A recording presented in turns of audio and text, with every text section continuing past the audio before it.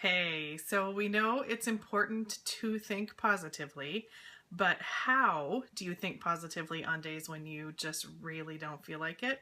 So I want to share with you two of my absolute favorite brain training techniques that I've learned from Dana Wilde.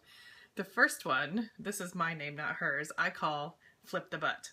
So sometimes you'll hear people say something like, I'm getting really good at booking parties, but then I'm having a lot of cancellations. So let's take that into more of a family example. When you say something to your child like, I love you, but your room is driving me crazy, right? In either of those situations, the word but basically negates the first thing you said, and all our brain hears is the second part of it. Now, here is the cool thing. It's so easy to just flip the but. So, for instance, if you just said to your child, oh, sometimes the look of your room really drives me crazy, but I love you like crazy. It's a totally different feel, isn't it? So you just apply the same thing to anything that you would say in your business. I've been having some cancellations lately, but it's no problem because I've gotten really good at getting bookings. We're so good at focusing on what we need to improve on instead of what we're doing well. But that doesn't serve us. So let's get better at focusing on what we're doing well. So if you hear yourself say anything in your business, I have a lot of new members of my team, but they're not really taking off. Just flip the but. My team members aren't taking off yet, but there are so many new ones that I just know some people are going to really, really get it, right? So that's the first favorite technique, flip the but. And the second one is for times when you can't kind of make an easy switch over into saying something positive. So the easiest solution in any given time when you catch yourself with a negative thought that you don't want to match is just to figure out what you do want and say more of that. So instead of I'm having a lot of cancellations, you would think, okay, what do I want? My hosts are so fantastic. The hosts that I work with are so passionate about sharing Norwex with your friends. Now, for something that you can't easily make that flip and have it feel believable, because the important part of saying something positive is not faking it.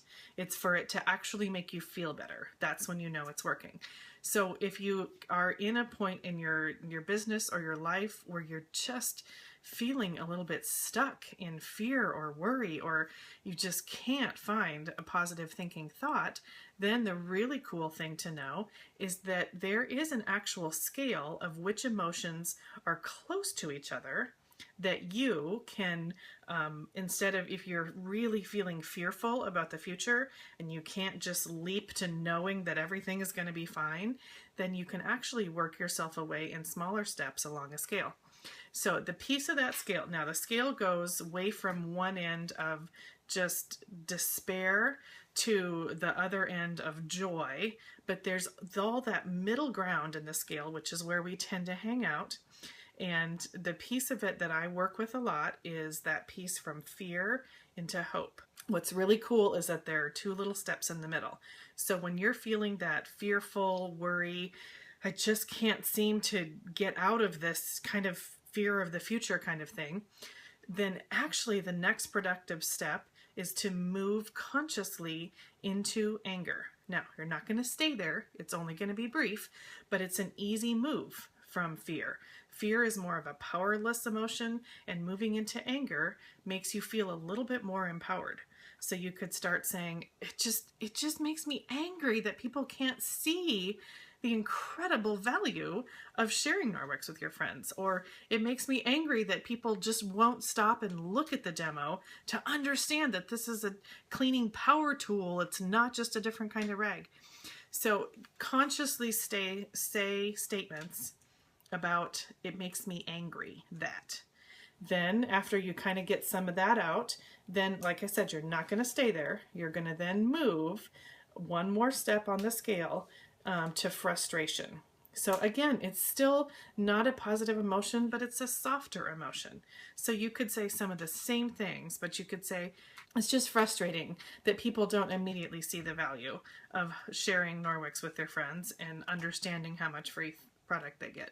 Or it's just frustrating that people don't stop and talk to me even when I know that I have something incredible to share with them. It feels softer, right?